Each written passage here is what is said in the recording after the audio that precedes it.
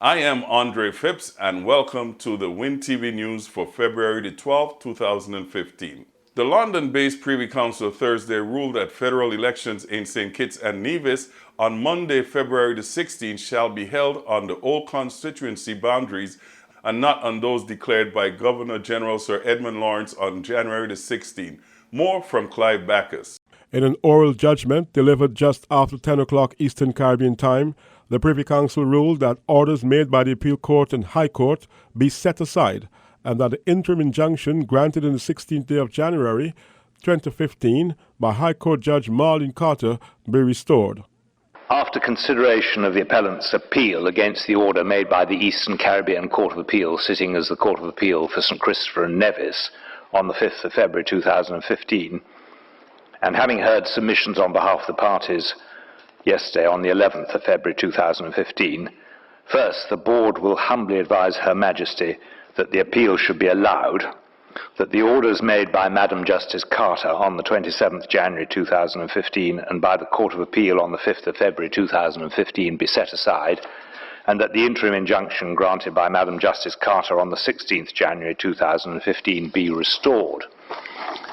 Second, the parties having in their agreement and undertaking recorded in the order made by the Court of Appeal by consent on 5th February 2015 agreed to use for the purposes of the forthcoming election due to take place on Monday the 16th February 2015 whatever list the Privy Council may determine as the appropriate list. It is determined and ordered that firstly the list to be used in the said election is and shall be that existing prior to and apart from the proclamation bearing the reference number 2 of 2015, purportedly issued and published by the Governor-General in Extraordinary Gazette number 3 bearing the date 16th January 2015. Second, any effect which the said proclamation would continue otherwise to have, whether in relation to any other election or otherwise, is hereby suspended until further order. All further questions regarding the said proclamation or otherwise, and all questions of costs, be reserved. The Board will put its advice to Her Majesty and its reasons for this order in writing in a judgment which will be handed down in the usual way in due course. The Board is grateful to Council and those assisting them for the way in which this appeal has been prepared and argued. Team Unity's Mark Brantley says he expects Prime Minister Denzel Douglas to respect the ruling of the Privy Council. He has no choice. The court has spoken, and that is our final court of appeal. The highest court in our land has spoken, and the court has clearly found that what he sought to do, the shenanigans that he sought to engage in on January 16th, that is not the way that we behave. That is not constitutional, it's undemocratic, and it is dictatorial. And so he has no choice but to obey the court's ruling. Brantley told Winn FM that the opposition has full confidence in the courts and that they abide by the rule of law. In that regard, we have not seen it fit to criticize either the judge at first instance or the Court of Appeal, and we have now gone to the final appellate court in London, and they have set matters right, and we are very happy. Happy for ourselves, yes, but also happy for the nation of St. Kitts and Nevis, that those who conspired, those in high office who conspired to derail our democracy have now been put back in their places. And so for us, I believe today is a wonderful victory, not only for Team Unity, but for the country that is St. Kitts and Nevis. And it says to the Prime Minister that these desperate tactics, manipulating the head of state, manipulating the Speaker's office, manipulating the Parliament, that these shenanigans have no place in a modern democracy. Mark Brantley was asked why he thought the Privy Council judges saw the matter differently from the High Court in Bastille and the OECS Supreme Court. I think perhaps in part because we in the region still have a perception of this overarching power of government. I believe in England and in Europe and in more developed democracies that the courts there are far better prepared sometimes to interfere on the basis that this far-reaching and overarching power has to have some checks and balances lest we slide into dictatorship.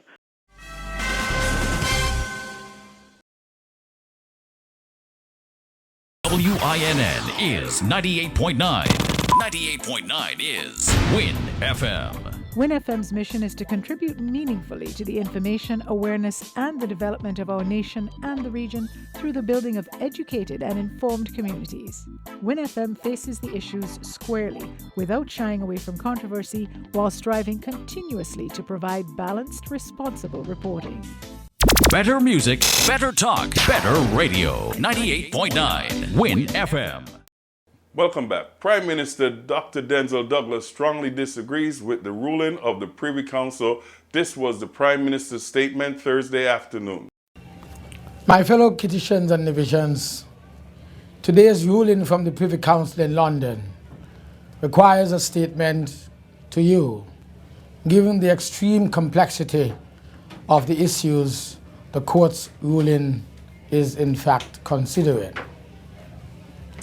The English law lords have ordered the Electoral Commission to use the unfair and unequal boundaries in the election, which will take place on Monday, February 16, 2015. While I profoundly disagree with this interim injunction, we have to remember that it is only a temporary measure, and the issue of permanently establishing fair boundaries will be decided on a future date. The Labour government has prepared the country so that it has enough time to properly consider the matter, and you, the people of St. Kitts and Nevis, can exercise your constitutional rights in the ballot box on Monday. It is time for the people to show Pam that their legal tricks will not work.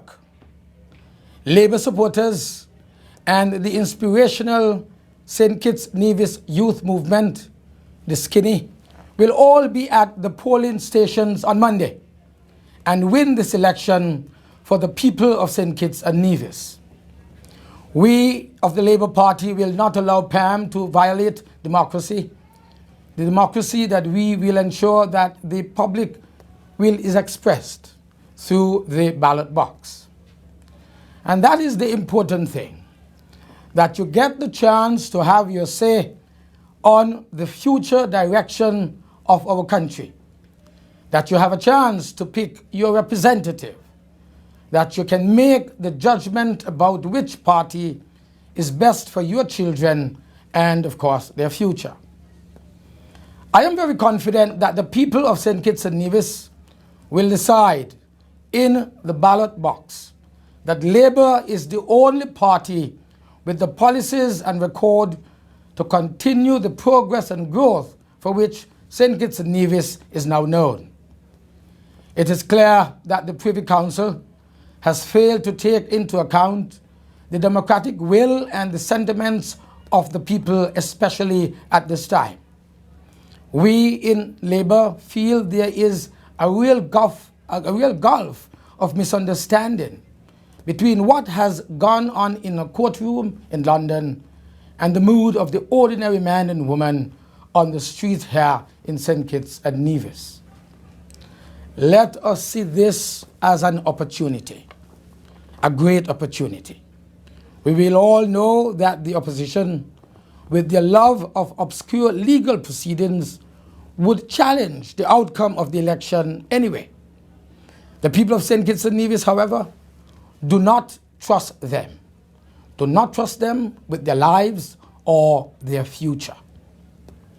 Labour has won the respect of the people of St. Kitts and Nevis by taking care of our federation time and time again.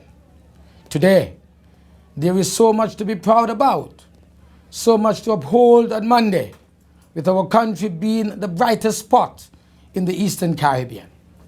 We have achieved so much in agriculture, in tourism, in infrastructure, in healthcare, in education, in housing, and we are providing thousands of young Kittitians and Divisions with the skill and with the knowledge to build their own future through the People's Employment Program and continuous job creation. We are assisting young parents to provide healthy and stable environment for their families.